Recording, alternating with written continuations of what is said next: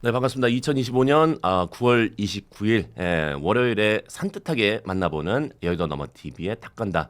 오늘 진행 맡게 된 개그맨 김규입니다. 반갑습니다. 예. 고수들의 정치해부쇼 탁간다.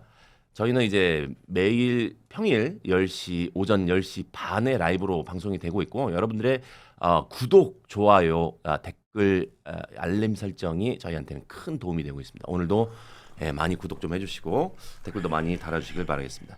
오늘 또 재밌는 이야기 나누실 세 분을 소개해드리도록 하겠습니다. 먼저 김유정 전 민주당 의원 나오셨습니다. 반갑습니다. 네, 안녕하세요. 저희 친누나랑 이름이 같아서 굉장히 친근감이 드는 진짜예요? 누님입니다. 그건 김유정. 몰랐네요. 예, 네, 아유 반갑습니다. 그리고 김종혁 우리 전 국민의힘 최고위원 나오셨습니다. 반갑습니다. 안녕하십니까? 예, 그 한마디 할 때마다 약간 좀 카리스마 있어 보이는 그런 모습이. 예, 그래요? 예, 사람 저는 그냥 뭐 죄를 짓지는 않았지만 그냥 쫄게 만드는 약간 그런 매력이 있어요. 이게 칭찬이 아니네. 듣고 보니까. 한마디 하시면 괜히 쫄게 되는 그런 매력이 그래요? 있으십니다. 예, 그리고 이동훈 개혁신당 소속 대변인 나오셨습니다. 반갑습니다. 안녕하세요. 안녕하세요. 네, 반갑습니다. 예, 카리스마 있으십니다. 자, 오늘 세 분과 같이 얘기를 정치해보시고 들어가기 전에 저희가 여의도몰 상품 소개를 좀 해드리도록 하겠습니다. 저희가 여의도몰에서 여러분들 이제 추석 선물 아직 준비 안 했죠? 예, 그런 분들을 위해서 저희가 준비한 한가위 선물 기획전이 있는데 여의도몰 최고 인기 상품입니다. 바로 샤인머스켓 선물 세트인데요. 예, 이쪽에 지금 영상에 나가고 있죠. 2.5kg을 담은 선물 세트가 있는데 이게 경북에서 갓수확에서 산지 직송으로 전달한 달콤하고 맛있고 한번 손대면은 계속 중독적으로 손이 갈 수밖에 없는 샤인머스켓을 여러분들께서 굉장히 만족스러울 만한 달콤한 샤인머스켓을 무료 배송으로 저희가 29,900원에 모시고 있습니다. 예. 한가위 특별 선물할 때는 여러분들이 과일만큼 굉장히 좋은 게 없다고 생각합니다. 약간 고기도 좋죠. 예. 근데 약간 부담스러울 수 있어요. 예. 사는 사람이 또 받는 사람도 기분은 좋지만 부담스러울 수 있어요. 그래서 이 샤인머스켓이 가장 상큼하고 산뜻하면서 부담 없지 않을까라는 생각을 합니다. 29,900원에 여러분들 저희가 준비를 해봤으니까 지금도 혹시 아직 뭐 추석 선물 준비를 안 했다 하시는 분들은 꼭 한번 이용해 보시길 바라겠고 대량으로 나는 필요합니다. 가족도 많고 또 직원들 오늘 한번 싹 쏘겠습니다. 29,900원에 부담스럽지 않은 가격이니까 쏘겠다 하시는 분들은 여의도몰 전화번호 1551-5280 준비되어 있으니까 전화로 문의 주시면 제가 친절하게 그냥 상담을 도와드리도록 하겠습니다. 예, 대량 주문은 1551-5280 전화 많이 주시길 바라겠습니다. 자, 본격적인 정치해부쇼 들어가도록 하겠습니다. 났어요 불이 났어요. 국가정보자원관리원에 화재가 났습니다. 그래서 대규모 전산 장애가 발생하고 있는데 이번 화재로 인해서 국가전산망 마비 사태가 발생했습니다. 적지 않게 많은 분들이 지금 불편해하시는 것 같은데 이재명 대통령은 미안하다, 송구하다는 입장을 또 발표를 했고 국민의힘에서는 윤호중 행안부 장관의 사퇴를 요구하고 있습니다. 근데 이제 대통령실에서는 윤 장관의 사퇴를 고려하지 않는다라는 입장인데 예전에 그 이재명 대통령이 당대표 시절 때 2023년 사태 때 행안부 장관의 사퇴를 요구한 바 있는데 이번 사태 이재명 정부가 어디까지 좀 책임을 져야 될지 이것도 참 굉장히 관심이 가고 있습니다. 우리 김유정 누나께서는 어떻게 생각하십니까? 우선은 책임을 통감하고 계시죠? 책임 통감해야죠. 네. 그러니까 대통령께서도 어찌됐거나 우리가 그 집권 여당이고 또 이재명 정부 하에서 일어난 이 황당한 이 화재 사건에 대해서 그렇지. 대통령께서 송구하다라는 말씀을 드렸고요. 아마 과거 정권에서 일어났던 일에 대한 사과 외에 이재명 정부 하에서 발생한 건에 대해서 지금 사과 드린 건 아마 이번이 처음일 거예요. 그만큼 이제 굉장히 중요한 거 아닙니까? 2022년에 이제 카카오 소위 먹통 사태 일어났을 때 판교 데이터 센터 우리가 그때 다 알았잖아요. 네네. 그런 것처럼 지금 정부의 모든 데이터가 집약되어 있는 곳이 바로 이제 이 대전 유성에 있는 이 정보자원관리원이라는 것인데 이름은 조금 바로 입에 붙지는 않더라고요. 정보관리원 하든지. 그래서 여기에서 그냥 이렇게 속수무책으로 화제가 나서 사실 우리가 디지털 강국, IT 강국인데 이렇게 뭐 모든 이 시스템이 바로 이게 무너져 버리는 이 상황에 대해서는 뭐 너무 죄송한 일이죠. 다만 이제 좀 과거의 상황을 반면교사 삼지 못했다는 점에서 좀 아쉬운 거는 3년 전에 카카오 먹통 사태 일어났을 때 민간 기업에 대해서는 뭐 쌍둥이 그 시스템 만들어라라고 막 하면서 이제 해서 민간은 그렇게 강제적으로 막 그 국가에서 이렇게 해놓고 정작 이 공공 시스템에 대해서는 그걸 못했다는 거. 거기에 이제 이 근본적인 문제가 있는 것 같고요. 게다가 2023년 11월에 또 먹통 사태가 발생을 했는데도 불구하고 후속 조치를 제대로 못했다는 거. 그게 굉장히 아쉬운 대목인데 그거를 뭐 전 정권에서 그랬으니까 니네 잘못이야라고 얘기하는 것도 조금 책임은 과거에 있지만 모양 빠지는 일이라고 저 개인적으로 좋다. 생각하고요. 좀 있다. 네, 그래서 차제에 제대로 된 시스템을 그러니까 민간에 요구했던 거를 정부 시스템은 정말 중요한 거 아닙니까? 이 모든 게 지금 마비돼가지고 주말 사이에 일어난 일입니다만 오늘 월요일 날 난리가 나고 있을 거라고 저는 생각해요. 이제 복구가 한 40 몇 개밖에 안 됐다는 거잖아요. 그런 차원에서 이 정부에서 일어난 일이지만 책임을 통감하고 그렇지. 또 과거의 잘못은 잘못대로 반면교사 삼고 그런 자세가 필요하고요. 뭐 행안부 장관 물러나라 이러고 있는데 취임 2달 됐습니다. 7월 25일 날 취임했더라고요. 이게 물러나라고 얘기할 게 아니라 국민의힘도 과거 반성하고 함께 요 힘을 모아서 이 빨리 복구하고 이 문제를 해결하는 데 힘을 모아야 되지 않나 생각해요, 저는. 네네네. 우리 김정용 최고님 입이 근질근질하시죠 지금? 왜요? 막 까고 싶어가지고 아니실 거예요. 아니. 그러지 않습니까? 네, 일단 까불어서 죄송합니다. 어떤 생각이 드냐면 그 사태를 보면서 야 북한이 핵미사일이 아니라 미사일 한 방만 저기 떨어져도 어허. 국가 시스템은 완전히 마비되겠구나라는 어떤 그런 우려. 그 무슨 거기 여가 있고 야가 따로 있는 거 아니잖아요. 그러니까 야 이거 어떻게 하려고 저러지라는 생각이 일단 들었고. 그다음에 두 번째로 이제 김희정 의원께서 잘 말씀하셨지만 3년 전에 카카오 사태가 발생했을 때 네네. 정치권에서 뭐 펄펄 뛰었었잖아요. 그렇죠. 그들 왜 백업 데이터를 안 만들어 놔갖고 말이야 이게 뭐 하는 짓이야 막. 그래서 이제 그 카카오 같은 경우는 전국에다 이제 산재에서 그 데이터 센터를 만들고 있더라고요. 그것 네네네. 때문에 또 갈등도 많아요.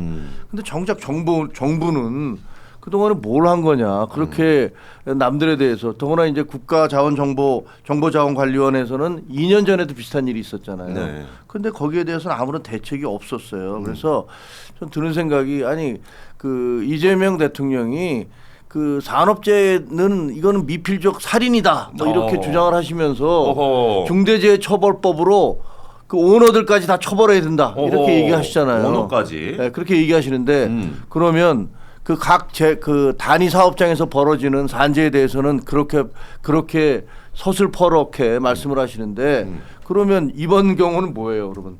국가 전체가 이게 국민 전체가 지금 난리가 나고 뒤집어졌는데 이런 사태에 대해서는 중대재해처벌법이 적용되지 않는 겁니까?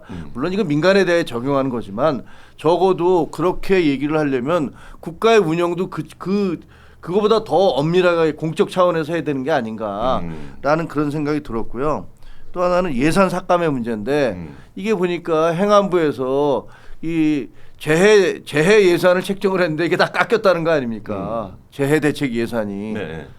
저도 국회 출입하면서 봤더니 국회의원들이요.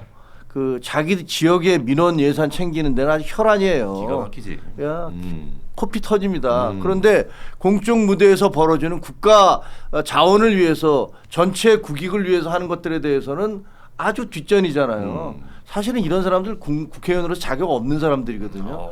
그래서 궁금해요. 이번에 예산 삭감 예결위하고 그다음에 국회 행안위에서 누가 앞장섰는지 그런 것 좀 알았으면 좋겠어요. 우리 좀 후배 기자들이 좀 취재해서 열심히 좀 써줬으면 좋겠다 이런 생각이 들고 마지막으로 이거 정치적으로 이용하면 안 되거든요. 네. 이런 일이 벌어질 때마다 과거에 이태원에서 그 참사가 있었을 때도 양쪽이 완전히 말 안 되는 소리를 했어요. 그러니까 예를 들면 이거 그 정부가 일부러 놔뒀다. 네. 일부러 안 막아서 이런 사태 벌어졌다. 이렇게 주장하는가 하면 그 반대편에서는 언덕에서 누가 뭐 기름인가 뭘 뿌려갖고 일부러 참사를 만들어냈다고 우파 좌파 양쪽에서 정말 말도 안 되는 그런 주장들을 하면서 민심을 혼란시키고 선전선동을 해야 됐거든요. 그러니까 그거는 옳지 않다고 생각을 해요. 그러니까 이거는 사실 어떻게 보면 정부의 연속성과 마찬가지로 지난 정권도 책임이 있고 지금 정권도 책임이 있거든요. 그러니까 그런 손가락질 그만하시고 그다음에 둘이 함께 우리가 뭘 잘못했는지부터 서로 얘기하시면서 그 대책을 마련해야 되겠다라고 생각을 합니다. 이거는 뭐 정치 공방이 중요한 게 아니고 잘못을 다 같이 책임지고 빨리 해결책을 만들어 가자. 뭐 이런 말씀이시죠. 그렇습니다. 예, 어떻게 생각하십니까? 이재명 대통령이 이제 송구하다라는 이제 말씀을 하시고 그 뒤에다가 이제 또 이 시스템이 이렇게 연결이 안 돼 있어 자기는 놀랐다라는 식으로 말씀을 하셔가지고 저도 놀랐습니다.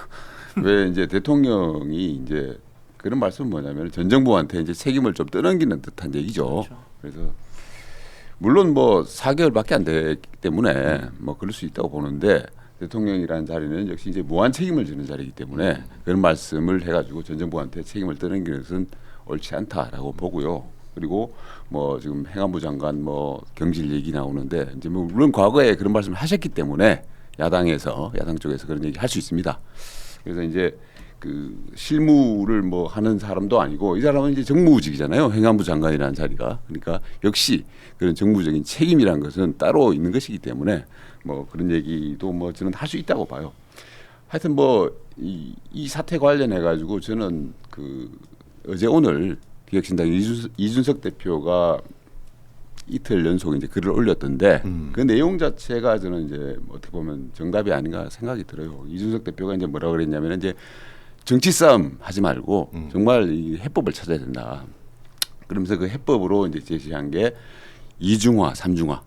그렇죠. 그러니까 우리가 이제 조선 시대에도 그 실록 서고를 갖다가 이제 전국에다 분산 배치를 하는데 이게 우리나라가 지금 이 국가의 중요한 정보를 갖다가 한 군데다가 몰빵을 시켜놓고 다른 데는 이제 물론 뭐 갖다 놓는다고 했는데 시스템이 연결이 안 돼 있는 그런 상황이었다고 그러잖아요. 그래서 그런 이중화, 삼중화가 필요하다 이런 얘기를 하고 있고 그리고 그러면서 이제 우리가 이제 전자정부 뭐 AI 시대 이렇게 앞세우는데 이번 사건을 계기로 그런 뭐 허명 이렇게 집착하지 말고 우리가 기초 인프라부터 좀 돌아보고 확실하게 다지자 이런 얘기를 했더라고요. 그래서 저는 그 말이 상당히 꽤 일리가 있는 말이 아닌가 이런 생각이 듭니다. 그렇죠. 예.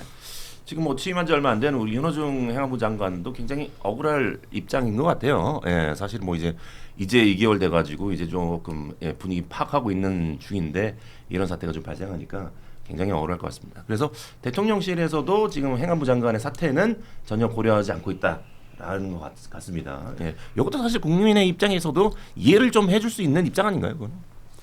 아니 근데 야당에서야 뭐 얼마든지 정부적으로 책임져라. 정부적 책임이라는 게 무슨 뭐 임기하고 무슨 상관이냐. 네. 이렇게 얘기할 수 있죠. 뭐 그렇게 주장을 할 수는 있는데 뭐 현실적으로 대통령이 그렇게 할 것 같지는 않아요. 근데 그런 거보다는 이 원인을 좀 제대로 따져보고 왜 재해 예산이 삭감이 됐는지 어떤 정치적 이유로 삭감이 됐는지 그렇지. 누가 이것을 삭감을 시켰는지 이런 것들 좀 확인해봤으면 좋겠어요. 그리고 왜 이런 데이터 백업이라든가 이런 것들이 제대로 안 돼 있었는지 그리고 사태가 터지니까 처음에 뭐라 그랬어요. 3시간이면 다 복구된다. 거짓말이었잖아요. 아니 그렇게 거짓말을 해도 됩니까? 그렇지. 그거는 국민들 앞에서 국민들한테 그렇게 거짓말한 것들에 대해서 저는 이 공적 자리에 있는 사람들이 이 공적 이슈에 대해서 그렇게 거짓말하는 건 받아들여지면 안 돼요. 그거는 이제 민주당에서 뭐 의도적 거짓말 이런 차원이 아니고요. 민주당이 했다는 거 아니에요? 그러니까 그런 차원이 아니고 2023년 11월에 이제 정부 전산망 먹통이 됐을 때 정부 24 포함해서 그때는 큰 거 2개인가 3개인가가 먹통이 됐잖아요. 그때 이제 이런 일 재발 방지하겠다라고 하면서 나온 이야기가 재해가 발생하면 3시간 이내에 복구하도록 시스템을 만들고 가동시키도록 하겠다라고 했는데 지금 이렇게 된 거 아닙니까? 그러니까 그 이후에 어떤 후속 조치라는 게 전혀 일어나지 않았다는 거. 그런 점에서 좀 시스템 전반에 대한 이 점검이 필요한 것 같고요.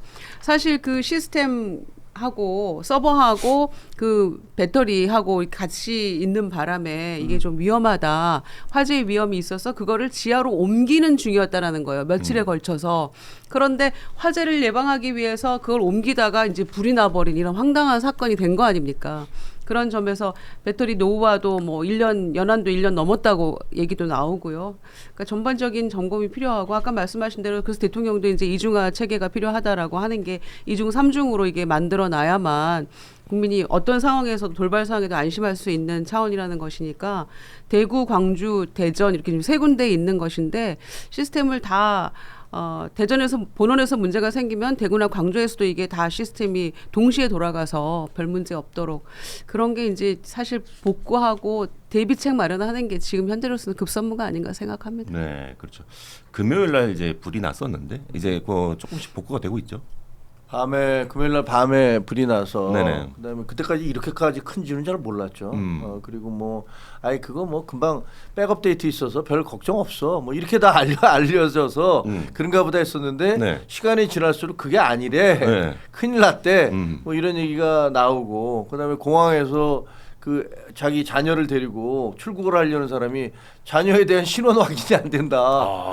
뭐 이런 문제. 그다음에 불편했겠다. 뭐 여러 가지 무슨 뭐 서류를 떼려고 하는데 서류가 안 된다. 우체국 같은 경우 다 마비되고 뭐 이렇게 되니까 해외에 나가는 무슨 그 배송 물품 배송 같은 것도 다 안 된다. 그래서 점점 커진 거죠. 근데 지금 이제 아주 극히 일부가 복구되고 있다고 하는데 모르겠습니다. 오늘 이제 월요일 날 다들 이거 나 뭐 서류가 필요한데라면서 이제 일제히 몰려들면 그때는 또 어떻게 할 것인지 그것 지금 뭐 대란이 벌어질 거다 이런 예상이 있었는데 지금 현재 상황에서 어떻게 돌아가고 있는지 저는 잘 모르겠습니다.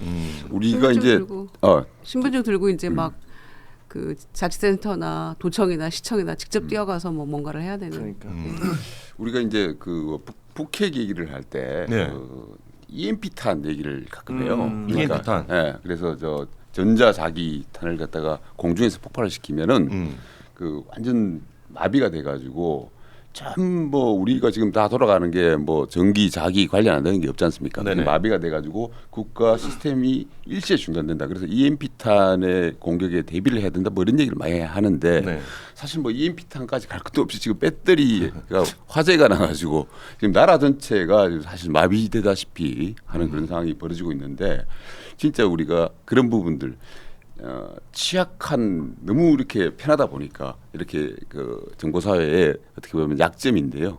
그런 것들 이번에 차제에 돌아보는 정말 계기가 됐으면 좋겠다. 근데 저는 이제 좀 이 사태 보면서 화가 나는 게 화가 나셨구나. 네, 뭐냐면 네. 그럴 줄 알았어요. 그 쓸데없는 공항 같은 거 뭐 공항을 만들지 아니면 네. 뭐 별로 이용도 하지 않는 도로 뚫고 이러는데 국회의원들이 자기 지역에 생색 내려고 예산 막까지 가잖아요. 그렇지.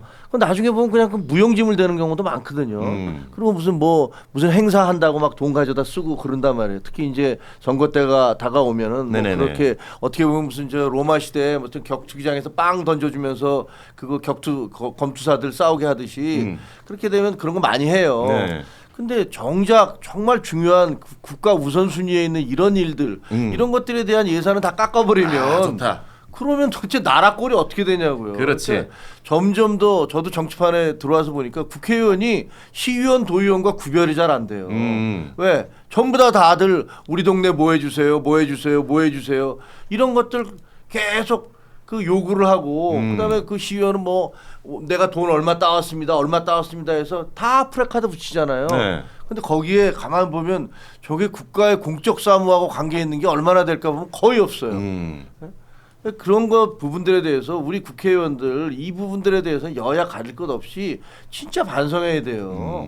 나라를 어떻게 하려고 그러는 그렇지, 거예요. 그렇지. 그러니까 네. 이게 국가 안보 얘기를 자꾸 하는데 정보 안보가 사실 더 중요하죠. 그렇지. 지금과 같은 상황에서는. 네.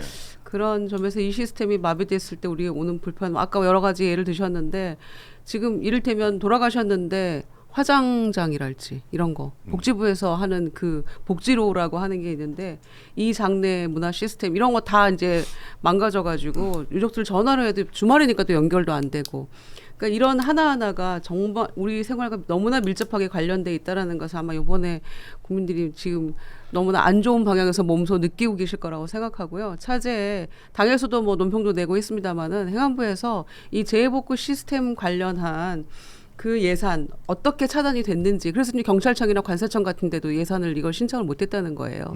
이거는 조금 뭐 여당 차원 여야를 떠나서도 이건 확실하게 조금 밝혀야 될 것 같고 예산이 필요하다면 이거는 뭐 추경을 통하든 뭘 통하든 이게 가장 급선무인 이 문제 해결하는데 함께 힘을 모아야 되지 않을까 싶네요. 알겠습니다. 마지막으로 저기 우리 김종혁 그 최고님께서 자기 지역구만 신경 쓰는 국회의원에게 따끔하게 한 말씀 부탁드립니다. 이거 아까 했잖아요. 올 거예요. 따끔하게 한 말씀 해주세요. 나라를 생각합시다, 국회의원 여러분. 좋습니다. 우리 김종혁 최고님께서 한 말씀 해주시는 게 굉장히 따끔해서 듣고 싶었어요. 굉장히 혼내는 거 잘하시는 것 같아가지고. 네. 저도 많이 혼나요. 누구한테 혼납니까? 많이 혼나요, 여기저기서. 좌우 가릴 것 없이 많이 혼납니다. 알겠습니다. 지금 중국인이 무비자 입국하는데 문제가 있다라고 했었는데 지금은 문제 없는지 굉장히 궁금합니다. 이거 어떻게 지금 문제가 없습니까? 오늘부터 아마 이제 무비자 입국을 할 텐데요. 여기에 대해서 나경원 의원이 막 여러 가지 문제 제기를 했더라고요. 그러니까요. 그러니까 뭐 이 시스템 뭐 이거 정부 시스템 망가진 거 지금 스탑돼 있는데 중국인들 막 이렇게 들어오게 해도 되냐라고 얘기하는데 나경원 의원은 조금 이 상황을 조금 전반적으로 설명을 하면 법무부에 설명을 하면 이제 이해할 만한 분이 자꾸 이렇게 문제 제기를 해서 그 중국과 이렇게 대립각을 세우는지에 대해서 좀 이해하기는 좀 어렵고요. 법무부에서 특히 출입국 관리 이런 기록은 별도로 그 시스템에서 관리를 하고 있으니까 이 정보관리원하고는 문제가 별도다, 별개의 문제다라고 얘기를 해도 계속해서 같은 얘기를 주장하고 있는 거는 도저히 상식적으로 납득이 안 되는 상황인 것 같고요.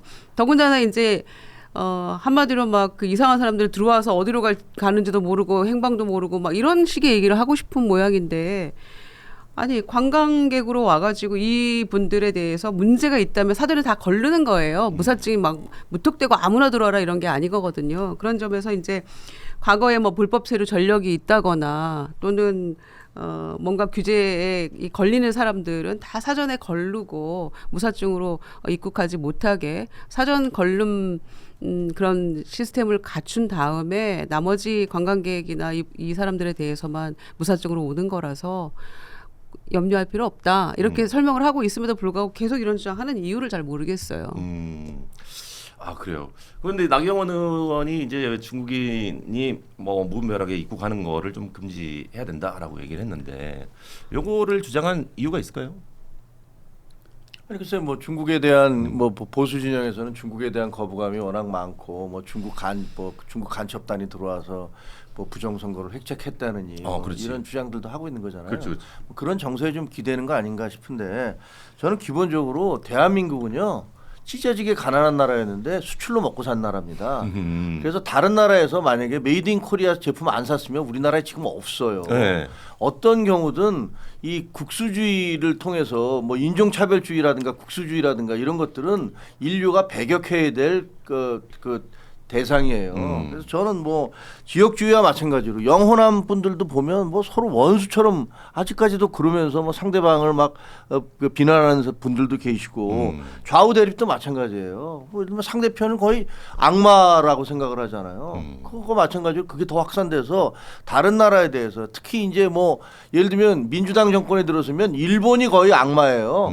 그래갖고 무슨 뭐 불매 운동한다고 그러고 그 일본 제품 사면 아사히 맥주 마시거나 뭐 이자카야 가면 너 친일파 토착 외구 이런 공격하고 그래 보수 정권이 들어서면 그 중국이 거의 그다음에 중국 짱깨 무슨 하면서 온갖 욕설을 퍼부으면서 중국에 대해서 그런 거 이렇게 들어보면 아니 도대체 우리나라가 일본과 중국에 수출하고 물건 팔고 관광해서 먹고 살아야 되는 나라 아닙니까? 근데 거기다 대고 그렇게 욕설을 퍼붓고 그러면 물론 부작용이 있죠. 중국 관광객들이 들어와서 뭐 호텔에서 뭐 발 벗고서 누워 있는다라든가 뭐 여러 가지 그다음에 쓰레기 버리거나 침 막 뱉고 이러는 지적이 있어요. 일부 관광객이 있죠. 일부 관광객들이 있죠. 그게 전부는 아니잖아요. 그게 또 근데 일부에서는 또 중국에서 한국 갔다 온 사람들이 서울병이라고 그래서 뭐 서울 한국 너무 좋아라고 하면서 자기들끼리 뭐 사이트에서 공유하는 거 있다고 하더라고요. 우리가 일본을 극복하는 게 일본 제품 안 사는 게 아니라 우리 제품을 일본에 더 파는 게 우리가 일본에 대해서 이기는 것이듯이 중국 관광객 안 받는 게 아니라 중국 관광객 받았다가 걔네들이 자기 나라 가서 한국 너무 좋아 이렇게 얘기하도록 만드는 게 우리가 이기는 거거든요. 근데 자꾸만 뭐 국수주의처럼 일본에 대해서 중국에 대해서도 문 닫고 배타하고 적대시하고 이건 정말 가장 바보 같은 짓이라고 생각합니다. 아, 그렇구나. 예, 의외의 의견이었습니다. 왜 의외예요? 네. 저는 중국 어느 정도는 좀 약간 막아야 된다 뭐 이런 의견 주실 줄 알았는데 그냥 합리적이려고 합니다. 가능하면. 굉장히 합리적인 의견이었습니다. 예. 이동윤 우리 대변인님께서는 어떤 의견을 갖고 계신지요? 아니, 나경원 의원 얘기한 거는 뭐 책임 공방을 또 더 나가가지고 이건 또 이번 사안을 정치적인 어떻게 보면은 뭐 소재로 삼아서 논란거리로 만들려고 하는 건데 좀 제가 봐서는 법무부에서 충분히 해명이 됐다고 봐요. 이건 시스템이 따로 돌아가기 때문에 아무 문제 없습니다라고 했으니까요.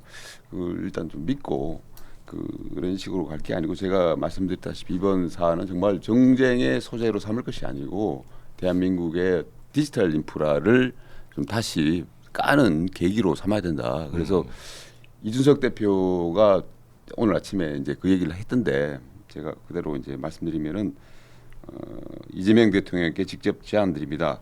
13조 원의 현금을 살포하는 포퓰리즘 정책 대신 그 돈으로 대한민국의 디지털 인프라를 완전히 새로 구축하십시오.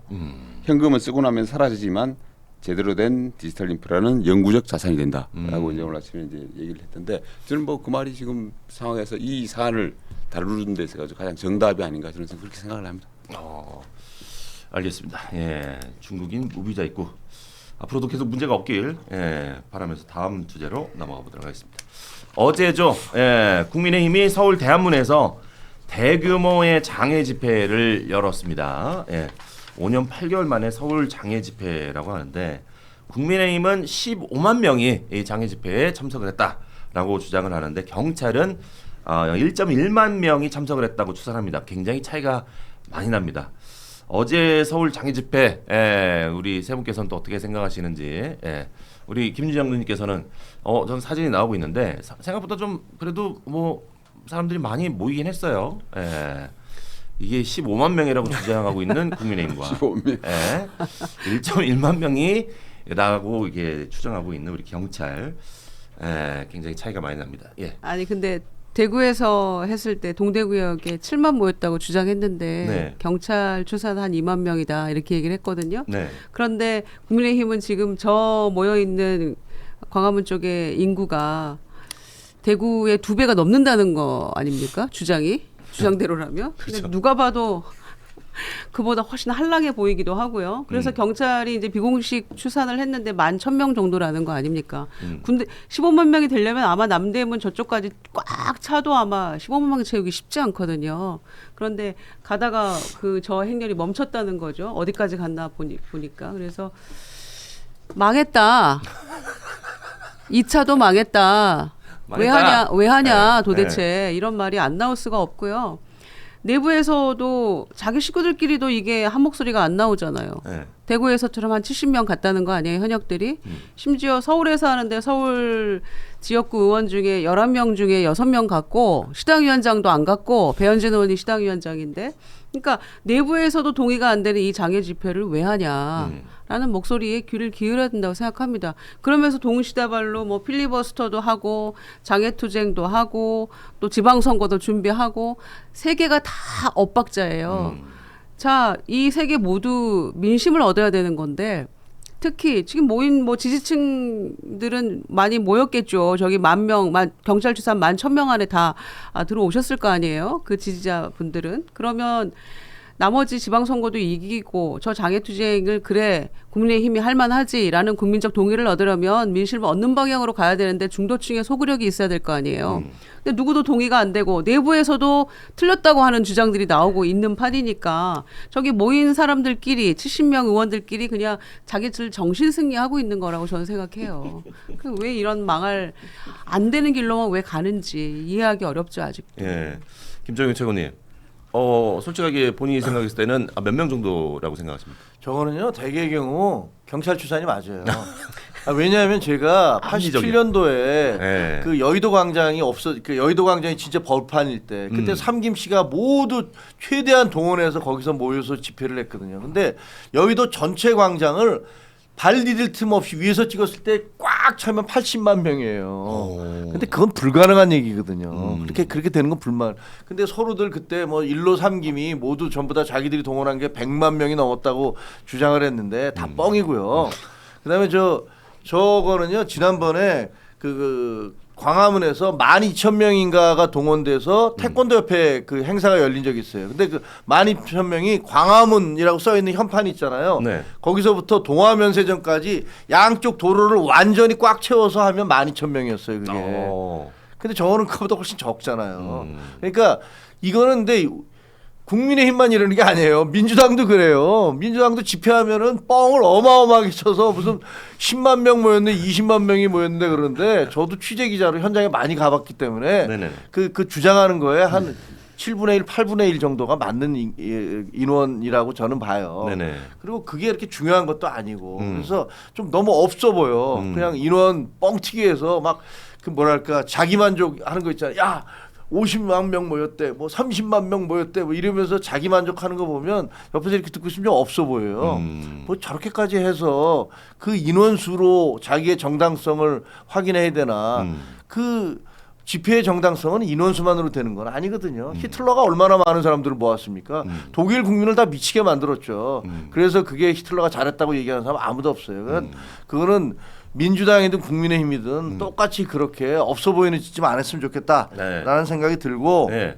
인원은 그렇게 되는데 더 얘기해야 돼요? 아니요. 그러면은 이제 15만 명이라고 주장하는 우리 국민의힘에게 한마디. 아 됐습니다. 왜 저만 자꾸 그래요? 인증 패널 아니시니까 좀 너무 민감한. 그래요. 가뜩이나 미인증 패널 힘들어 죽겠구만. 이게 사실은 진짜 그 100만이 모이고 뭐 200만이 모이면 뭐 하겠습니까? 그 내용에서 얼마나 사람들이 동의를 하느냐의 문제잖아요. 그렇지. 근데 이제 사실은 이제 장외 집회라는 걸 정당이 왜 하겠어요? 그러니까 지금 당원들을 대상으로 하는 게 아니고 장외에 나가가지고 일반 국민들을 설득하겠다고 하는 게 이제 장외 집회잖아요. 네네. 그랬을 때 말하자면 당원들 골수 지지층이 아니고 중도층한테 동의를 받아야 되는 것이고 그 목적을 이루기 위해서 사실은 뭐 장외로 나오는 건데 과연 그 목적을 이뤘는가를 저는 봐야 된다고 봐요. 뭐 얼마가 모였고 이런 문제가 아니고 사실 뭐 저도 보니까 버스 동원 많이 했던데 지방에서 많이 올라왔더라고요. 그래서 하셨던데 그래서 대구 때 그 내걸었던 게 이제 야당 탄압을 제일 위에 이제 내걸었었어요. 대구 때는 네네. 장외 집회 때. 근데 지금 야당 탄압을 빼버리고 사법 파괴, 사법 파괴, 뭐 입법 독재 이런 식으로 그렇더라고요. 그러니까 나름대로 국민의힘에서도 그런 부분에 좀 신경을 쓰는 것 같아요. 그러니까 야당 탄압 이렇게 주장을 하니까 너들이 탄압 당할 짓을 했으니까 당하는 거지라고 일반 국민들이 다 그렇게 생각한단 말이에요. 그러니까 자기들 스스로도 좀 말이 안 되는 것 같다라고 했는지 야당 탄압은 빼버리고 사법 파괴를 갖다가 이제 위에 내걸었던데 제가 봤을 때는 아무리 그렇게 내걸어도 잘 귀에 안 들어오고 입에도 잘 안 붙어요. 뭐 국민의힘이 주장하는 그 구호 자체가 사법 파괴, 입법 독재 이러는데 어떻게 보면은 그 잘 동의가 안 된다는 뜻이 되어 있고 그런 부분이 있어가지고 왜 그런지 국민의힘 스스로가 좀 되돌아봐야 되지 않겠냐 이런 생각이 듭니다. 그렇죠. 근데 이제 그 뭐 사람들은 또 많이 모인 것 같긴 한데 그런데도 불구하고 어제 참석한 현역 의원은 70여 명 수준밖에 안 됐습니다. 그래서 동대구역 집회와 좀 비슷한 규모로 모인 것 같은데 이제 관건은 국민의힘이 장애투쟁을 계속 할 것인가 아니면 여기까지 할 것인가 이게 이제 관건인 것 같은데 어떻게 계속 합니까? 그거야 뭐 지도부가 결정하겠지만 아마 중단하지 않을까 싶어요. 왜냐하면 이제 지금 이제 추석 연휴가 시작되잖아요. 네. 뭐 추석 연휴에 할 수는 없는 거니까. 그러니까 지금 이제 두 번에 걸쳐서 했는데 대구하고 서울에서 걸쳐서 한 것도 뭐 그런 시점 같은 것도 고려한 게 아닌가. 그래서 추석 때 지나고 나면 그다음에 좀 모르죠. 근데 뭐 지도부가 이번에 어쨌든 뭐 이렇게 사람들을 동원을 했는데 거기서 뭐 지도부는 생색이 좀 나는 거 아니에요? 지도부는 항상 앞에 나가서 뭐 장동혁 대표도 그렇고 뭐 김민수 최고도 그렇고 뭐 본인들이 얘기하면 뭐 엄청 환호를 하니까 그런 데서 본인들의 어떤 쉽게 얘기하면 정치적 장사를 잘했다라고 생각할 수도 있으니까 계속 하려고 할지는 모르겠습니다만 쉽지는 않을 것 같아요. 아까 말씀드린 대로 내부의 피로도 같은 게 계속 쌓이니까 이거 뭐 계속 우리들끼리만 모여서 이거 하는 게 무슨 의미가 있어라고 생각이 들고 그다음에 어제도 역시 끝나고 나서 윤 어게인 세력들이 그냥 모여서 집회를 또 했어요. 그리고 어제 보니까 제가 국민의힘 TV에서 12,000명 정도가 보더라고요. 그거를 시청을 하는데 그게 이제 못 간 사람들 중에서 이제 뭐 여러 가지 그 지지자들이 있었겠죠. 근데 거기 올라오는 글이 다 윤 대통령님 빨리 오세요. 윤어게인 쭉 올라가는데 저는 뭐 저도 과거에 그 최고위원을 했고 네. 그다음에 지금 당협위원장인데 정말 깜깜하더라고요. 아, 이래 갖고야 우리가 어떻게 집권을 그 다시 아무리 뭐 이재명 대통령 잘못한다 하더라도 뭐 윤어게인 외치면 일반 국민들이 우리 당 지지하겠습니까? 근데 그런 사람들이 중심으로 거기서 댓글을 계속 달고 앉았더라고요. 그리고 달고 앉았고 그다음에 끝나고 난 다음에 어저께도 행사 끝난 다음에 자기들끼리 모여서 뭐 윤 대통령 석방하라 하면서 막 고함 치우면서 뭐 행진도 하고 그랬다는데 그런 무대를 만들어 주는 게 이게 과연 우리 당에서 정상적인 집권을 하려고 하는 그 전략이 맞는 건지. 그리고 그 어저께 연설도 쭉 들어보면 뭐 이재명을 끌어내자 어떻게 끌어낼 거예요? 끌어낼 방법이 있어야 될 거예요. 공감대가 없죠. 예. 뭘로 끌어내? 뭐 우리가 무슨 뭐 총칼로 끌어낼 수 없는 거 아닙니까? 근데 그런 주장 자체가 굉장히 공허하다.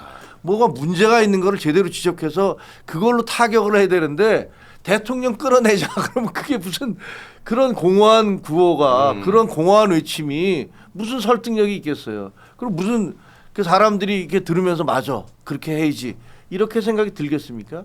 그건 잘못된 거고 잘못하는 정책들에 대해서 예를 들면 뭐 대미 관계라든가 북한에 대한 거라든가 중국에 대한 거라든가 뭐 이런 거 외교 안보 그다음에 경제 정책 이런 걸 가지고서 공격을 해야 되는데 그걸 못 하잖아요 지금 그냥 끌어내라만 얘기하고 있으면 그건 제가 보기엔 별 의미 없는 것 같아요. 그러면 이제 자기 집회는 여기서 이제 마무리하는 걸로. 그건 제가 모르죠. 네. 가능성이 높겠네요. 그렇게 하는 게 더 현실적이지 않을까. 그리고 국정감사에 집중하셔서 국정감사에서 이 당 지금 현재 민주당과 집권의 문제점, 그 대통령과 그 집권당의 문제점을 국정감사를 통해서 밝혀내고 공격을 해야지 사람들이 와 그래도 야당 역할 제대로 하네 이런 생각을 하지. 그 길거리에서 동원한 사람들 버스로 줄줄이 데려다가 대통령 끌어내라라고 소리쳐봤자 아무 소용없다. 그런 생각이 들어요. 지금 뭐 사실 국민의힘 자체가 워낙 소수 뭐 제1야당이긴 하지만은 100석 갓 넘긴 그런 당이다 보니까 국회 내에서 지금 할 수 있는 게 별로 없어요. 그러니까 뭐 단적인 예로 법사위에서 간사도 제대로 임명 관철을 못 시키잖아요. 네네네. 그래서 거대 여당한테 그렇지. 행정 권력까지 가지고 있고 네. 국회 권력까지 장악한 이재명 정권 뭐 능욕 당한다고 뭐 저는 보는데 이런 상황이고 그러니까 사실 국민의 입장에서는 할 수 있는 게 없다 보니까 이제 장외투쟁을 하고 국회 내에서는 또 필리버스터를 지금 뭐 열심히 하고 있고 그러던데 역시 근데 그 방법의 문제가 아니고 그 내용에 있어 가지고 얼마나 국민들을 갖다가 설득해서 끌고 오느냐의 문제거든요. 정치라는 것은 자기들이 설득을 해가지고 국민의힘이 더 이제 할 수 있는 게 없을수록 의석이 모자라 가지고 할 수 있는 게 없을수록 국민들의 마음을 얻는 게 저는 중요하다라고 생각을 하고 그래서 저희가 이제 그때도 보면은 동대구역 지난주에 처음에 장애 집회를 할 때 그런 생각이 들었어요. 왜 지도부가 나와가지고 그 계엄과 탄핵으로 이어진 혼란을 갖다가 국민의힘이 만들었고 이런 엄청난 나라를 어렵게 만든 부분들이 있었기 때문에 진지하게 한번 무릎 꿇고 사과하는 이벤트 그런 모습을 보여주지 않는가 이런 생각이 들더라고요. 제가 참모였다면 국민의힘 그쪽 뭐 이런 참모였다면 그런 거 하자라고 제안을 했을 텐데 물론 그런 제안이 있었을 수는 있지만 아마 이 지도부에서 네. 커트가 됐을 수도 있겠는데 네. 그런 국민의 마음을 얻는 방법 외에는 지금 국민의힘이 할 수 있는 방법이 없어요. 지금 뭐 대중 장외에 나와가지고 사람들 모아봤자 얼마 모으겠습니까?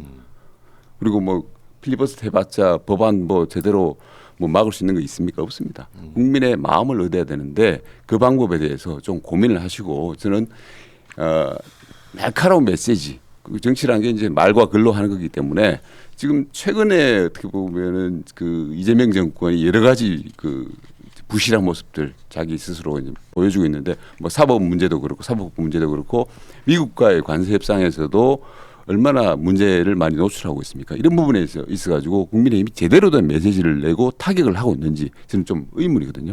이런 부분에서 국민의힘이 좀 돌아봐야 되지 않겠냐 이런 생각을 합니다. 그러니까 이재명을 끌어내리자. 거의 뭐 계속 그걸로 동대구역에서도 그렇고 1, 2차 집회가 도배를 했던데 네. 그러다가 끌려내려올 수 있다라고 경고합니다. 그리고 두 번째는 지금 대구에 갔던 사람들 서울에 또 모였더라고요. 그러니까 이제 총동원력이죠, 전국에서. 그러면 이제 원외 당협에서도 아마 동원하느라고 힘들었을 거고 지금 보좌관들은 10월 13일부터 국정감사가 시작인데 추석 연휴도 없이 사실 국감을 준비해야 될 시기예요. 그런데 지금 인원 동원하고 국감은 국감대로 준비해야 되고 죽을 마실 겁니다, 아마. 그런데다가 별 효과도 없어요. 기대만큼 효과도 없고 오히려 욕만 먹고 있어요. 내부에서도 동의가 안 된다는 사람이 늘어나고 있고 근데 이런 상황이니까 굉장히 힘들 겁니다. 그래서 10월 13일부터 국정감사가 시작이 되는데 야당이 가장 좋은 투쟁 장소는 국회 아닙니다. 특히 국정감사가 거의 의정활동의 꽃이라고 볼 수 있죠. 가장 중요한 시기에 왜 밖으로 나도냐라는 국민의 비난을 감수해야 됩니다. 욕 먹었어요, 이건 제가 보기에도. 그러니까 과거 민주당도 밖에 장애투쟁하면 민주당 아니겠어요? 주국 야광 했어요, 저희는. 왜냐하면 나가면 들어오기 힘드니까 낮에는 국회에서 주국, 야광, 밤에는 광화문에서 투쟁. 이렇게 주국 야광 하던 시절이 굉장히 많았죠. 그렇지만 그때에도 이 국정감사 때는 온전히 국회 안에서 투쟁을 했단 말이에요. 그런데 필리버스터하고 장애 집회하고 또 뭐 국감은 어떻게 할지 이렇게 우왕좌왕해서는 점점 국민의 마음은 멀어진다. 그리고 107명이 숫자가 너무 소수다 얘기하는데 그건 저는 엄살이라고 생각해요. 한나라당 시절에 민주당이 80명이었거든요. 네네. 그러면은 저희가 이제 정치적 액션이긴 하죠. 장관 해임 건의안을 내요. 그러면 그게 100명이 필요합니다. 100명이 없잖아요, 우리가. 그렇지. 여기 저 이 당 저 당 꾸로 다녔어요. 그래가지고 사인 받고 그때 친박연대가 있었잖아요. 사인 받고 100명을 해서 올리면 뭐합니까? 해임이 됩니까? 숫자가 모자라는데 그럼에도 불구하고 이렇게 노력하고 있다. 우리가 소수지만 이렇게라도 해봅니다. 국민 여러분라고 호소하는 거였어요. 그런데 107명은 저는 굉장히 많은 숫자라고 생각하는데 본인들이 아무것도 할 수 없다 이렇게 얘기하면서 밖으로 떠돈다? 이건 말 안 되고요. 안에서 국정감사장에서 열심히 하십시오. 네. 좋은 충고였습니다. 예. 자, 여러분들께서는 지금 여의도 너머 TV의 닭간다를 시청하고 계십니다. 예. 지금 또 많은 분들이 저희에게 피 같은 돈을 이렇게 또 후원해 주신 분들도 계시는데 조금 소개를 해드리자면 우리 김경희님께서 아이고 계좌로 10,000원을 후원해 주셨습니다. 고맙습니다. 예. 슈퍼챗으로 우리 두선님께서 5,000원 주시면서 저는 기욱이 형 방송 날에만 슈퍼챗을 쏩니다. 라고 훌륭한 문자를 보내주셨습니다. 고맙습니다. 예, 훌륭하신 분입니다. 이런 분들이 대한민국 대표 국민이 돼야 됩니다. 예, 아주 훌륭하십니다. 감사하고 좌우 말고 직진님께서 확실히 샤인머스켓 맛있습니다. 예, 요즘 워낙에 크게 생산하는 걸만 집중을 해서 맛이 없어진 것 같았는데 여기는 당도에 집중해서 킨 것 같다라고 이렇게 의견을 주셨습니다. 실질적으로 이렇게 샤인머스켓을 주문해서 드신 분의 리뷰가 생생하게 전달되고 있습니다. 좌우 말고 직진님께서 샤인머스켓에게 주문해 주셔서 일단 감사하고 맛있게 드셔서 감사하고 이렇게 또 맛을 증명해 주셔서 진심으로 고맙습니다. 샤인머스켓 2.5kg 선물 세트 저희가 여의도몰에서 지금 판매를 하고 있습니다. 아직 추석 선물 준비하지 못하신 분들 빨리 29,900원 무료 배송입니다. 예, 배송비 따로 안 받습니다. 29,900원에 저희가 2.5kg을 선물로 보내드리니까 주저하지 마시고 달달한 샤인머스켓 추석 선물로 꼭 강추하고 있으니까 여러분들 많이 주문 좀 해주시길 바라겠습니다. 예, 대량 주문은 전화로 주시면 편합니다. 1551-5280 5280으로 전화 주시면 친절하게 상담해 드리도록 하겠습니다. 자, 그리고 우리 윤준수님께서 멤버십을 가입해 주셨는데 무려 월 3만 원짜리 가입을 해주셨습니다. 어마어마한 돈을 이렇게 다달이 이렇게 주시겠다라는 거 진심으로 감사합니다. 예, 우리 윤준수님 굉장히 훌륭하신 분입니다. 예. 닭간다 멤버십에 가입해 주신 우리 윤준수님 당신을 칭송하고 싶습니다. 감사합니다. 우리 윤 교수님에게 한 말씀 해주세요. 우리 감사합니다. 예. 예, 고맙습니다. 여러분들에게 한 분 한 분 이렇게 또 슈퍼챗 쏴주시고 계좌 후원해주시고 이렇게 월 가입해주신 멤버십 가입해주신 모든 분들에게 진심으로 고맙다는 말씀 드리면서 다음 뉴스 다뤄보도록 하겠습니다. 조희대 대법원장 얘기인데요. 오늘 30일 청문회에 불출석 의견서를 제출을 했습니다. 안 나가겠다라고 얘기한 건데 지난 5월에도 이제 불출석 의견서를 제출했었는데 그거랑 똑같이 복부수를 하면서 제출했다 하면서 이제 민주당은 크게 반발을 하죠. 조희대 대법원장이 불출석을 왜 하는지 이 분위기 어떻게 끌고 가고 있는지 세 분은 어떻게 생각하시는지 먼저 우리 김종혁 최고님께서 한 말씀 해주시죠. 아니 뭐 저는 조희대 대법원장이 불출석할 거라는 것은 민주당에서도 다 알았다고 생각을 해요. 뭐 출석할 리가 없지 않습니까? 네. 그 대법원장이 밝힌 대로 네. 아니 재판 과정에 대해서 재판 내용에 대해서 알아보겠다고 얘기하는 것은 불법이에요. 그건 알 수 없는 얘기해서도 안 되는 겁니다. 네. 그리고 대법원에서 어떻게 전원합의체 판결로 이것을 그 파기환송해서 갔느냐라는 그 내용을 알겠다는 것도 그것도 불법이에요. 근데 지금 민주당이 요구한 그 사항에 보면 그런 불법적인 것들을 대법원 판사들과 대법원장에게 해라라고 요구하고 있는 거예요. 네. 정치가 법을 다 그렇게 어겨도 되는 거 아니잖아요. 그렇죠. 그리고 지금 민주당이 지금 저 조희대 대법원장 부르는 거는요.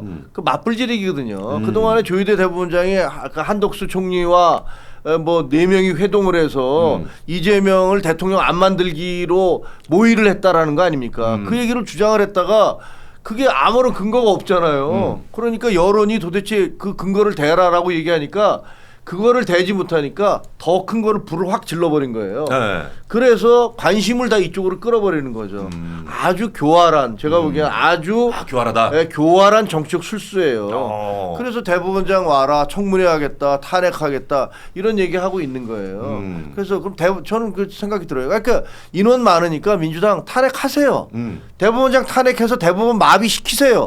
그래서 헌법재판소에서 그것이 제가 보기에는 인용될 가능성은 제로입니다. 그러면 거기에 대해서도 책임지세요. 그동안에 30여 명이나 되는 사람을 그 지금 해방 이후 처음으로 이런 야당이 없었거든요. 그 사람들 다 탄핵했어. 장관 누구 마음에 안 들면 다 탄핵했잖아요.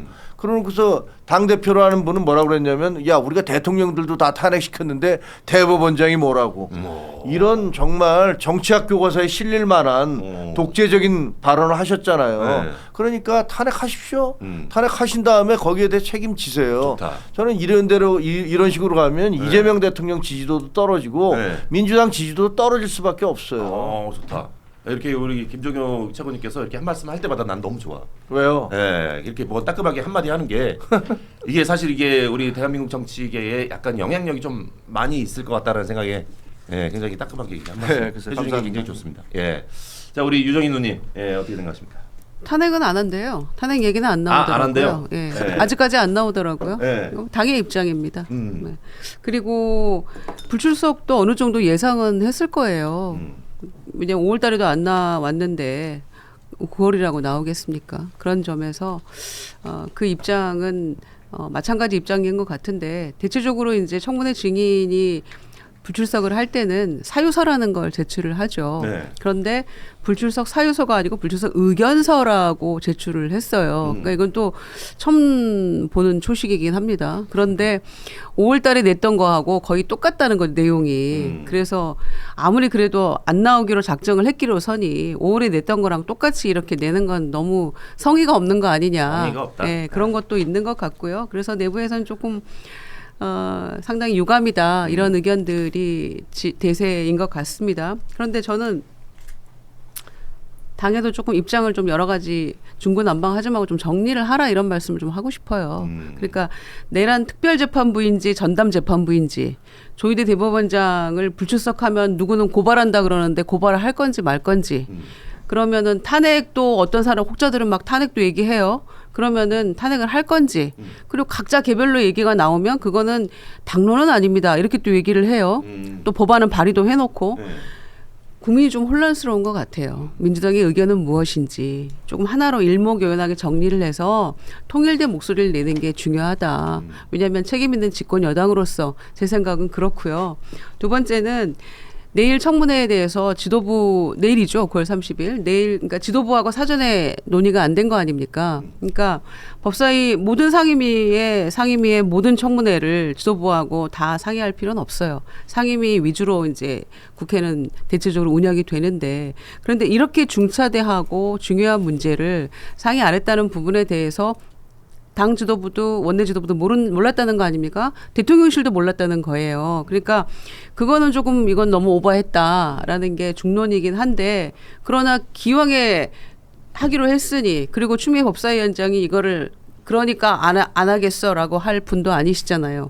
그러니까 제 생각은 기왕에 할 거면 잘해라.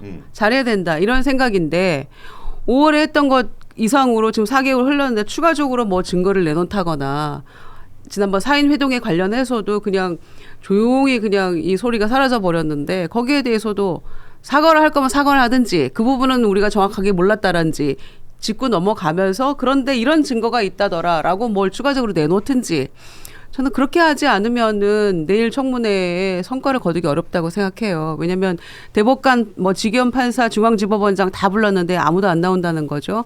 제 생각에는 아마 천대엽 법원 행정처장하고 뭐 몇몇 그 증인들이 나올 것 같은데 그래서 성과를 내려는 청문회가 되지 않으면 그냥 뭐 정치적으로 한번 액션을 취하는 것 외에는 어떤 의미가 있을까 우려하는 목소리가 크다는 점을 머릿속에 각인을 하시고 기왕하는 거 좀 잘했으면 좋겠다. 그게 제 생각입니다. 아니 근데 청문회를 하면요 나올 수 있는 얘기가 하나도 없어요. 그럴 것 같아요. 대법원장한테 그렇게 작당 모의 하셨어요? 전혀 안 했습니다. 그럼 그 다음에 근거를 안 했다는 증거를 대서 안 했는데 어떻게 증거를 대죠? 그 하셨다는 거 증거를 대셔야죠. 네. 이렇게 나올 거 아닙니까? 그리고 뭐 예를 들면 그 전원합의체에서 어떻게 논의했는지 그거 밝히세요. 그거 법적으로 못하게 돼 있습니다. 그럼 위법이어도 밝히세요. 이렇게 얘기할 겁니까? 불법이어도 밝히세요. 이렇게 얘기할 겁니까? 할 수 있는 게 아무것도 없어요. 그런데 대법원장과 현직 뭐 저 지기현 판사에 대해서 비판 많이 했습니다만 네. 지금 재판 중인 판사를 부르겠다는 거 아니에요. 그리고 다 대법원장과 대법관들을 부르겠다고 얘기하는데 이거는요 과거에 무슨 저 중국에서 모택동 시절에 홍위병들이나 하는 짓이에요. 완장차고 전부 다 끌어와. 야 니들 말에 인민의 적이니까 다 일로 와. 라는 식으로 해서 사람들 교수들이 됐든 무슨 뭐 관료들이 됐든 의사들이 됐든 불러다가 밑에 애들이 막 두드려 패면서 네가 반동분자임을 고백해라 라고 얘기했었잖아요. 그 법치국가에서 있을 수 있는 일입니까? 근데 지금 민주당이 하고 있는 청문회 어쩌고 저쩌고 하는 거 처음에는 탄핵한다고 그러다가 도저히 말이 안 되니까 뒤집었죠. 그다음에 특별재판부 만든다고 그러다가 그 위원이라고 그러니까 전담재판부라고 말 바꿨죠. 수시로 말을 바꿔요. 수시로 말을 바꾸면서 수시로 말 안 되는 얘기 또 쏟아내고 네. 그래서 좀 정신 좀 차렸으면 좋겠어요. 정신 좀 차려라. 네, 집권당이 됐으면 그 정도 의석을 줬으면 정신을 차려야 될 거 아닙니까? 저렇게 저 국가정보 무슨 저 관리원인가 뭐 정보 이런 데서 불이나 나고 이러는데 이런 부분들에 대해서 집중을 할 생각은 안 하고 엄한 대법원장 불러다가 네. 엄한 정치쇼 하려고 하지 말고 집권당답게 정신 좀 차려라. 정신 좀 그런 차려라. 얘기 김유정 의원님에 대해서 하는 거 아닙니다. 네. 저는 김유정 의원님 대단히 좋아합니다. 존경하고. 좋아하는데 목소리가 굉장히 김유정 의원님이 이제 아까 말씀하실 때 국민이 굉장히 혼란스러워한다 말씀을 하시고 또 이제 그 좀 오버하는 것 같다. 이제는 또 지난 4인 해동설 같은 경우에 좀 뭐 사과 말씀도 언급을 하셨는데 네. 저게 사실은 어떻게 보면 여권의 정상적인 합리적인 생각을 하시는 여권 분들도 그렇게 다 생각을 하세요. 제가 뭐 듣기로도 그렇고 그러니까 그런 지금 여권에서 당연히 그렇게 생각을 할 수밖에 없는데 왜 이렇게 계속 무리해서 가느냐.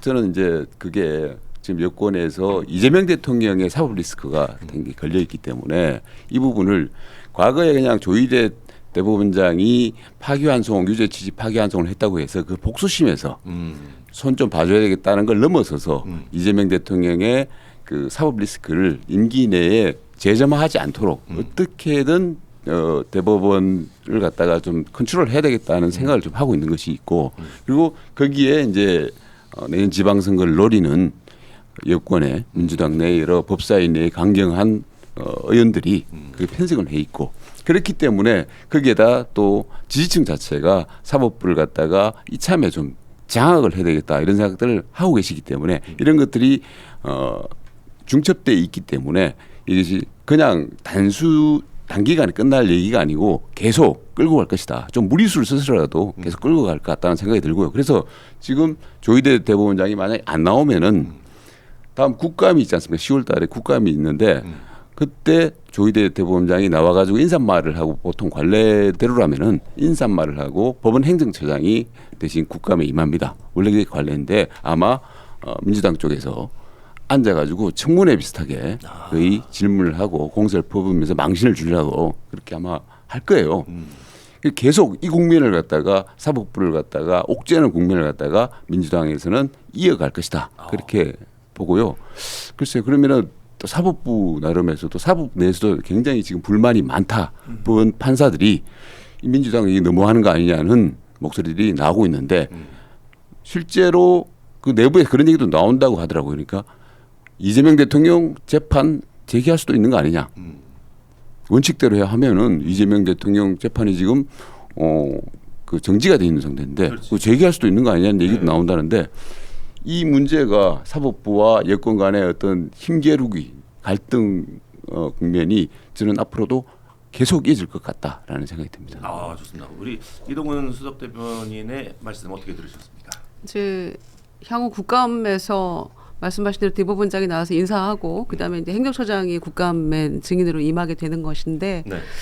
저는 뭐 국감 플랜이 어떻게 짜여질지는 잘 모르겠어요. 법사위에서 어떻게 준비를 하고 있는지. 그런데 적어도 지금 이 문제가 불거진 것은 사법 불신에 대한 완전한 해소가 안 되고 있기 때문이잖아요. 그리고 여전히 조희대 대법원장 사퇴해야 된다는 여론도 만만치가 않습니다. 네. 그런 점에서 저는 사법 불신을 어떻게 해소할 것인가에 대한 대법원장의 유감 표명 내지는 입장은 한 번은 정리가 돼야 된다고 생각을 해요. 지난번에 사인회동은 그거는 근거 없는 이야기입니다. 전혀 아닙니다라고 입장문 한 장 냈을 때 소위 사법 불신에 대한 여러 가지 얘기들이 있잖아요. 거기에 대한 얘기도 추가적으로 해서 유감 표명하고 했으면 얼마나 좋았을까 저는 그런 생각하기 때문에 특히 법원 내부에서도 이 판사들도 지난번에 구속 취소됐을 때 검찰총장이 즉시 한 거 안 한 것, 구속을 왜 취소했느냐, 뭐 이런 거에 대해서 황당하다는 입장들이 많거든요. 거기에 대해서는 좀 입장 표명이 필요하다는 주장들도 있는 것이고 의견도 꽤 있고요. 그리고 유죄 취지 파기환송 이재명 그 후보에 대한 이 건에 대해서도 이거 뭐 너무 예외적인 거 아니냐. 그리고 법원 행정처장도 다 로그인해서 다 인터넷 그 들어가서 봤다라고 얘기했는데 로그인 기록도 못 내는 거 아닙니까? 그러니까 기록도 안 보고 7만 페이지에 달하는 그걸 어떻게 봤다는 것이냐. 그리고 그 항소심에서 무죄가 난 사건을 뒤집으려면 좀 더 치밀하게 들여다봐야 되는 게 맞는 것인데 며칠 만에 호뜩 뭐 번개불에 콩고 먹듯 이렇게 할 수 있는 것이냐에 대한 어떤 설명도 없기 때문에 그 부분에 대한 것들은 그래서 불신이 쌓여가는 거 아닙니까? 이거 정치적으로 완전히 개입하려고 했던 거 아니냐라는 생각을 민주당뿐만 아니라 다수의 국민들도 하고 있는 지점이 있어요. 그러니까 그 부분, 그다음에 구속 취소에 대해서 즉시 항고 못했으면 보통 항고로라도 이제라도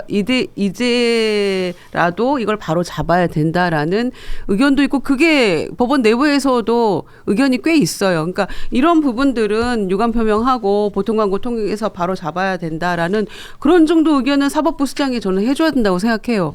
그렇게 얘기하면서 이 문제의 접점을 찾고 풀어나가야지 사법개혁이라고 하는 당초 민주당이 하려고 하는 그것을 좀 순조롭게 해나갈 수 있지 본말이 전도된 이 상황에서 자꾸 이 부분에만 집중해버리면 해야 할 일을 못하게 되는 그런 우를 범할 수 있거든요. 그러니까 저는 대법원장도 입장 표명을 한 번 정도는 해서 정리하고 가야 된다라는 생각이에요. 아 입장 표명을 해야 된다. 네.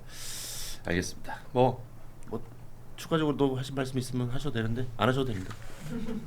아니요, 사법개혁 필요하죠. 네. 사법개혁 필요하고 검찰개혁도 필요하고. 근데 뭐 우리가 알다시피 아무리 목적이 정당해도 절차와 과정이 불법이면 그 목적의 정당성이 상실돼요.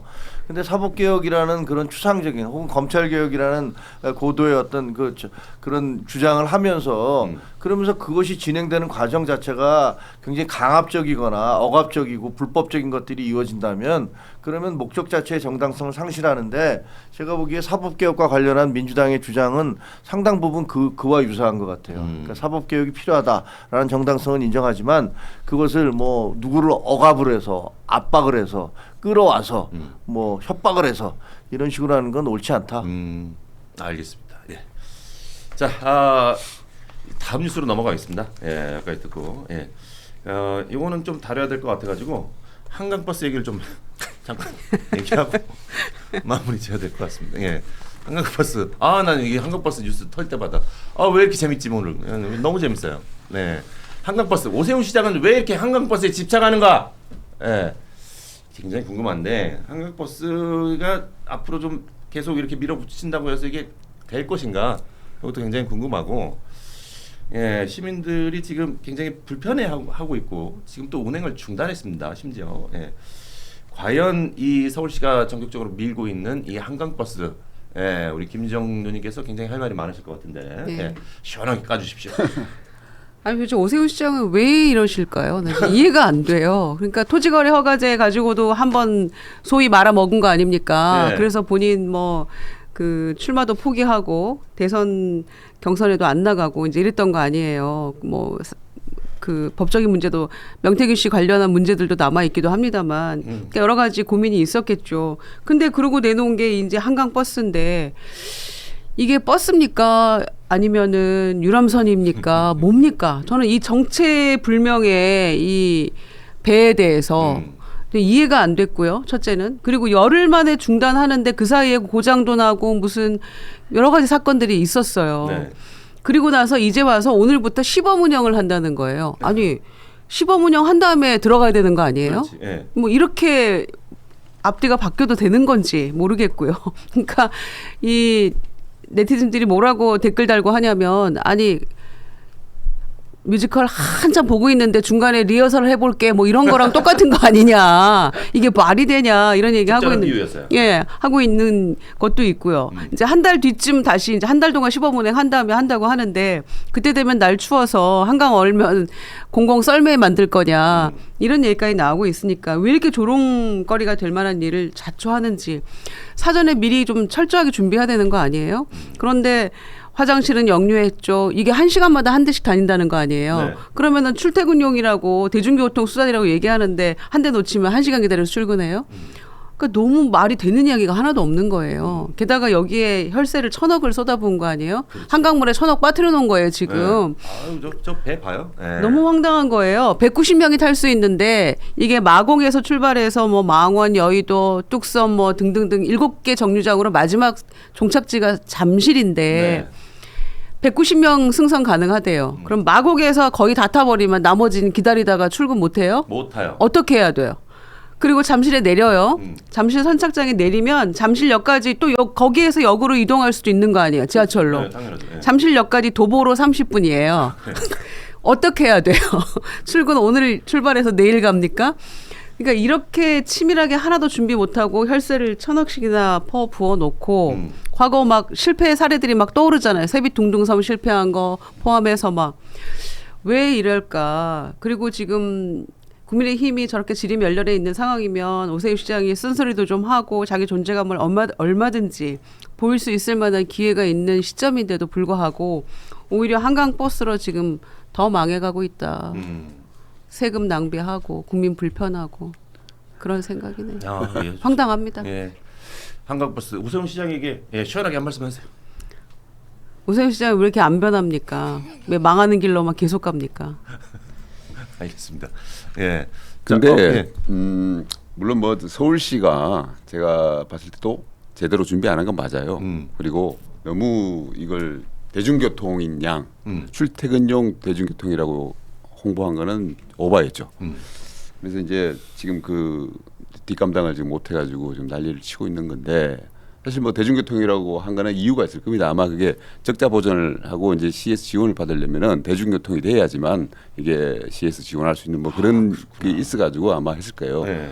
그래서 그런 부분들이 있는데 아주 그런 분들 면밀하게 좀 준비를 해가지고 했으면 좋았겠는데 안 됐어요. 근데 저는 그런 비판 뭐 다 뭐 온당하다고 생각합니다. 그런데 다만 이제 우리나라 이제 유럽 가 보면 알지만은 이렇게 한강같이 강폭이 1km 달하는 큰 강 없잖아요. 너무 아름답죠. 네. 진짜 좋은 자원이고 그럼요. 여기에 정기적으로 이제 우리가 이제 유람선이 있지만 유람선이 한계가 있습니다. 그리고 거기는 이제 잠수교 밑을 또 못 가고 뭐 이런 문제들이 있고 그리고 굉장히 비쌉니다. 근데 이런 정기적으로 운항하고 있는 한강을 운항하고 있는 배들이 있다는 거는 저는 의미가 있고 관광으로서 관광 자원으로서 좋다고 생각하고 앞으로 반드시 이런 배들이 다녀야 된다고 생각합니다. 다녀야 된다고 생각하기 때문에 지금 그 오세훈 시장이 나름대로 준비를 해서 했지만 지금 초기에 비판도 많이 받고 있고 시행착오 겪고 있지만 결국은 이 배들이 가는 방향으로 가게 될 것이다라고 네네. 저는 생각을 하고 지금 뭐 너무 자기의 치적 내세우려고 하지 마시고 좀 면밀하게 준비를 하셔가지고 이건 어차피 해야 되는 방향이라고 저는 생각하고 시민들이 좋아하거든요. 네네. 가본 사람들 다 좋아해요. 맞아요. 사실은. 네. 그래서 그런 것들을 좀 차근차근 좀 준비를 해줬으면 좋겠다라는 생각을 말씀드립니다. 지금은 삐걱거리지만 포기하지 않고 한강 어떻게 보면은 이제 좋겠다. 반전의 업적이 될 수도 있다. 저는 봐요. 아 좋습니다. 예, 좋은 의견이었습니다. 예, 한강 사업 계속 해야 됩니까? 하긴 하겠지만, 네, 하긴 하겠지만. 아까 뭐 다 맞는 말씀하셨잖아요. 이거를 뭐 대중교통이라고 얘기하려면 1시간에 한 번씩 오는 무슨 시외 버스도 아니고 대중교통이라고 얘기하면 불가능하고 그리고 또 뭐 타는 사람 저 위에서 타버리면 뒤에 사람 못 타는데 그거 어떡하라는 얘기냐. 그것도 그렇고 연계 노선 부분도 이렇고 그러니까 준비가 제대로 좀 잘 안 됐던 건 맞는 것 같고요. 무엇보다도 그 안전 문제에 있어서 열흘밖에 안 됐는데 계속 사고가 나면 도대체 그 불안해서 어떻게 타느냐. 만약에 진짜 큰 사고라도 한강에서 나면 그건 정말 국가적 재난이 되는 거잖아요. 그러니까 그런 부분들을 굉장히 저 세심하게 좀 살펴야 되겠다. 하지만 그리고 또 한 가지만 더 하면 그 한강 유람선 있잖아요. 민간이 하고 있는 거 있어요. 네. 근데 그거 비싸거든요. 근데 그러면 정부가 민간이 하는 사업과 경쟁을 하겠다. 세금으로 거기다가 돈을 때려서 민간 기업과 경쟁을 하는 건 그건 불공정한 거죠. 그럼 거기 그 입장에서는 우리는 어떡하라고. 그렇지. 이거 정부가 다 나서서 사업을 하면 어떡하라는 거야. 이런 얘기가 나올 수 있으니까 이런 부분까지도 좀 고려를 해서 제대로 한강 르네상스를 하려면 그 좋은 강이니까 제대로 된 르네상스를 해주셨으면 좋겠다라고 생각합니다. 네, 알겠습니다. 예. 자, 한강 버스 과연 이 대중교통으로서 자리매김할지 앞으로 계속 지켜보도록 하겠습니다. 예. 자, 우리 한동희님께서 5,000원을 슈퍼챗으로 쏴주시면서 여의도 넘어 화이팅 응원해 주셨습니다. 진심으로 고맙습니다. 이렇게 한 분 한 분 이렇게 쏴주신 슈퍼챗 진심으로 고맙습니다. 너무 행복합니다. 예. 슈퍼챗 잘 받았고요. 다시 한번 말씀드리지만 우리 윤준수님께서 3만 원짜리 멤버십을 가입했다라는 거 다시 한번 말씀드리고 싶습니다. 예, 월 3만 원씩 저희한테 주신다라는 거예요. 그 소중한 돈 저희가 잘 받아서 정말 의미 있게 쓰도록 하겠습니다. 우리 윤준수님 멤버십 가입 진심으로 축하해요. 예, 고맙습니다. 자, 고수대 초정밀 정치해부쇼 다 간다. 후원 계좌 슈퍼챗 많이 열려 있으니까 여러분들 이용 많이 해주시고 또 여의도 넘어 채널 내에 쇼핑몰이 있죠. 여의도몰에서 지금 샤인머스켓 불티나게 지금 팔고 있습니다. 요거 여러분들 추석 선물로 너무나도 적합하고 너무 부담 없고 서로 주고받는 정이 쌓이면서 후회 없이 또 받는 사람도 굉장히 와 이거 샤인머스켓 뭐야 왜 이렇게 달아 할 정도의 칭찬을 받을 수 있는 아주 현명한 선물이 될 수 있으니까 29,900원에 저희가 배송비 포함해서 보내드리고 있으니까 여러분들 많이 이용해 주시길 바라겠습니다. 후기가 굉장히 좋고 잘 나가고 있습니다. 예, 많이 이용해 주시길 바라겠습니다. 자, 오늘 방송 여기까지 하도록 하겠습니다. 오늘 좋은 말씀해 주신 우리 세 분 진심으로 고맙습니다. 다음에 또 뵙겠습니다. 고맙습니다. 좋습니다. 감사합니다.